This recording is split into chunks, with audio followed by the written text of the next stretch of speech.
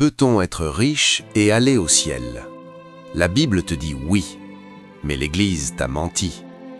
On t'a programmé à croire que la sainteté exige la misère, que l'argent est le mal, que tu dois rester pauvre pour sauver ton âme. C'est un mensonge. Et ce mensonge te vole ta vie. Je vais te montrer comment tu as été piégé et comment tu peux t'échapper. Reste jusqu'à la fin. Tu connais cette phrase, « L'argent ne fait pas le bonheur ». On te l'a répété 1000 fois, depuis l'enfance, à l'église, à l'école, par ta famille. Résultat, tu associes l'argent au mal. Secrètement, tu crois que si tu deviens riche, tu perdras ton âme. Alors tu sabotes chaque opportunité de succès pour la sauver. C'est stratégique, c'est calculé et c'est faux. Regardons la Bible en face. L'Ecclésiaste 10:7 dit « J'ai vu des esclaves sur des chevaux et des princes marchant sur terre comme des esclaves. » Tu as renoncé à ton héritage de prince. Tu es devenu le serviteur de ceux qui ne partagent pas tes valeurs. Et tu sais qui était riche dans la Bible? Abraham, l'homme le plus saint que tu connaisses. Il était immensément riche. Il possédait des troupeaux, des terres, des serviteurs. Lazare? Oui, Lazare était pauvre. Mais il n'est pas allé au ciel parce qu'il était pauvre. Il y est allé par sa droiture. Et qui l'accueille au paradis? Abraham, l'homme riche. Comprends-tu? La sainteté n'exige pas la pauvreté. Mais on t'a inculqué 3 croyances limitantes qui te détruisent depuis années.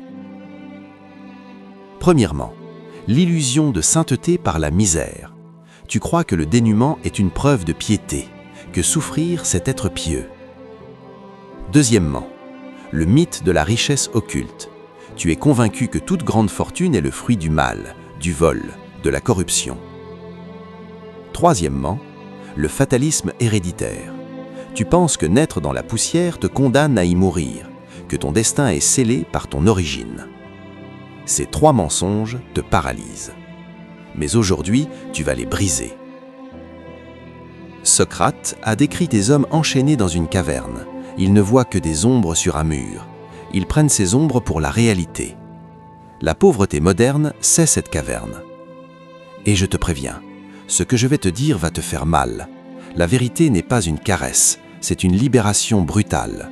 La lumière fera mal à tes yeux avant de libérer ton âme. Sortir de la pauvreté est un acte de violence envers tes propres habitudes. Regarde les différences. Écoute attentivement. Dans la caverne, l'ombre te murmure. L'argent ne fait pas le bonheur. Dans la lumière, la vérité te crie. L'argent est une énergie. Elle amplifie ta capacité à faire le bien. Avec de l'argent, tu peux nourrir plus de gens. Tu peux éduquer plus d'enfants. Tu peux construire plus d'écoles. L'argent est neutre. C'est toi qui décides de son usage.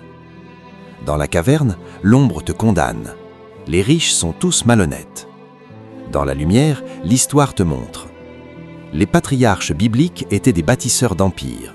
Job possédait 4 millions de dollars en termes modernes. David était roi. Salomon était le plus riche de tous. Ils ont édifié le temple, les royaumes, les civilisations. Étaient-ils malhonnêtes? Non. Dans la caverne, l'ombre t'enchaîne avec l'emploi stable et la sécurité. Reste fidèle à ton patron, c'est le seul chemin. Dans la lumière, la liberté t'appelle. La vraie sécurité, c'est l'entrepreneuriat. C'est créer ta propre valeur. C'est ne pas dépendre d'un seul chèque, d'une seule personne qui peut te congédier demain. Dans la caverne, l'ombre te condamne. Tu es condamné par ton origine. Tu es né pauvre, tu mourras pauvre. Dans la lumière, la réalité affirme. La pauvreté est une maladie économique curable. Elle n'est pas génétique, elle n'est pas une malédiction. C'est un système que tu peux quitter. La question n'est pas « suis-je né pauvre ?» La question est « vais-je mourir pauvre ?» Et à cette question, tu seul peux répondre. Je viens d'une famille extrêmement pauvre. J'ai grandi dans la misère. À 28 ans, j'avais survécu avec 15 $ par mois. 15 $ par mois. Tu imagines? Pas de voiture, pas d'électricité stable, pas d'internet, rien. Et pourtant, j'ai refusé de m'incliner devant ces mensonges. Aujourd'hui, je vais passer tous tes alibis à la barre. Excuse numéro 1. Je suis né pauvre, ce n'est pas de ma faute. Tu as raison. Ce n'est pas de ta faute que tu sois né pauvre. Mais tu sais quoi? Mourir pauvre, oui, c'est de ta faute. La cause n'est pas ta responsabilité, les conséquences le sont. Excuse numéro 2. Je n'ai pas de diplôme. Les diplômés réussissent, pas moi. Moi, j'ai un seul diplôme, philosophie, un seul. Et tu sais qui je dois embaucher maintenant? Des médecins, des ingénieurs, des comptables diplômés, des gens avec tous les papiers du monde. Pourquoi? Parce que le succès appartient aux esprits pragmatiques, pas aux papiers. Excuse numéro 3. Je n'ai pas d'argent pour commencer. Sans capital, je ne peux rien faire. C'est le mensonge le plus dévastateur. Écoute-moi bien. Ce n'est jamais le capital qui manque, c'est la vision. L'argent suit l'idée. Il ne précède jamais l'idée. Un homme sans argent mais avec une grande vision trouvera toujours du capital. Un homme avec beaucoup d'argent mais sans vision le perdra. Regarde les plus grands entrepreneurs du monde. Jobs, Bezos, Musk. Aucun d'eux n'avait de millions en partant. Ils avaient une vision si claire, si puissante, que l'argent s'est précipité vers eux. Excuse numéro 4. Je ne suis pas au bon endroit. Si j'habitais ailleurs, je réussirais. Il y a des millionnaires dans les déserts les plus arides du monde. Et il y a des mendiants à New York, la plus grande ville du monde. Ton sol est fertile si ton esprit l'est. Le problème ne vient pas de ta géographie, il vient de ta mentalité. Excuse numéro 5. J'ai un handicap, je suis différent. Les autres ont des avantages que je n'ai pas. J'ai vu des hommes sans pied bâtir des empires. J'ai vu des femmes sans vue créer des industries. J'ai vu des hommes sans parole diriger des nations. Alors, quelle est ton excuse? La réussite n'est pas une question de chance, c'est une loi de cause à effet. Action positive, résultat positif. C'est mathématique, c'est inévitable. Le psaume 11.3 dit « Si les fondations sont renversées, que peut faire le juste ?» Tes fondations ont été renversées. On t'a construit sur du sable, sur des mensonges, sur des programmations toxiques. Maintenant, nous allons les rebâtir en 5 étapes. Pilier numéro 1, réflexion. Tu dois étudier les riches, pas pour les envier, pour apprendre. Découvre comment ils pensent, comment ils travaillent. Ils travaillent intelligemment, pas seulement durement. Le travail dur seul ne renrichit personne. Beaucoup de pauvres travaillent extrêmement dur, mais ils travaillent sur les mauvaises choses. Étudie leur stratégie, lis leurs livres, regarde comment ils font. Pilier numéro 2, prise de conscience. Tu dois accepter une vérité. Dieu a déposé en toi le pouvoir de prospérer. Ce n'est pas de l'arrogance, c'est de la foi. Dieu t'a créé à son image, l'image de celui qui a créé l'univers. L'univers entier contient de la richesse infinie. L'or, les diamants, l'énergie, l'eau, les ressources sont infinies. Si tu es créé à l'image de Dieu, tu es créé pour l'abondance, pas pour la limitation. Accepte cela, intériorise cela. Pilier numéro 3, interaction. Tu ne deviens pas riche en écoutant des pauvres. Désolé, mais c'est la vérité. Tu deviens riche en cherchant des mentors, des gens qui ont déjà fait le chemin, des gens qui ont échoué 1000 fois et qui continuent, des gens qui connaissent les pièges. Entoure-toi de bâtisseurs, pas de pessimistes, pas de gens qui te disent que c'est impossible, des gens qui ont fait ce que tu veux faire. Pilier numéro 4, rêve. Tu dois visualiser ton succès, clairement, sans résistance intérieure. Ferme les yeux. Vois-toi déjà riche, vois-toi dans ta maison, vois-toi aidant les autres, vois-toi libre, vois-toi créer de la valeur pour des milliers de personnes. Fais du rêve ta réalité avant que la réalité ne le devienne. Pilier numéro 5, foi. Ton rêve est un bébé nouveau-né. Il est fragile, il a besoin de protection. Tu dois le protéger des pessimistes, des critiques, des gens qui ne comprennent pas. Protège-le jusqu'à ce qu'il soit assez fort pour affronter le monde. Et puis, construis sur ce rêve, jour après jour. Ces 5 piliers rebâtiront tes fondations. Je vais te raconter une histoire, l'histoire de la chèvre de ma mère. Quand mon père est mort, ses cousins ont hérité de troupeaux entiers, des centaines de bêtes. Vous imaginez? Ils étaient riches du jour au lendemain. Mais ils ont fait une erreur, une seule, catastrophique. Ils ont tout mangé. Oui, ils ont égorgé leurs bêtes, les ont cuites, les ont mangées, jour après jour, semaine après semaine. Ils ont consommé leur héritage. 6 mois plus tard, plus rien, zéro. Ils ont mangé leur héritage. Ma mère, elle, n'a reçu qu'une seule chèvre, une. Tandis que ses beaux-frères héritaient de troupeaux, elle héritait d'une chèvre. Et malgré la faim, malgré la misère, elle a refusé de la tuer et la manger. Elle l'a protégée, elle l'a soignée, elle l'a laissée mettre bas.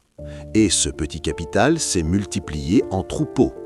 Ce troupeau a payé mes études, ce troupeau a changé notre destin. C'est la loi. Épargne, investissement, multiplication. Comprends-tu la différence entre un pauvre et un millionnaire? Le pauvre travaille pour l'argent. Le millionnaire fait travailler l'argent pour lui. Le pauvre dépense pour paraître. L'entrepreneur investit pour être. Le pauvre dépend d'un seul chèque. Le créateur crée de la valeur pour des milliers.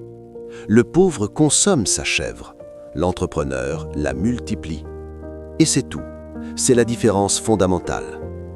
Job, un des plus grands bâtisseurs de la Bible, possédait l'équivalent de 4 millions de dollars en termes modernes. Il avait des serviteurs, des terres, du bétail. Comment l'a-t-il amassé? Pas en travaillant pour quelqu'un d'autre, en créant de la valeur, en construisant des empires.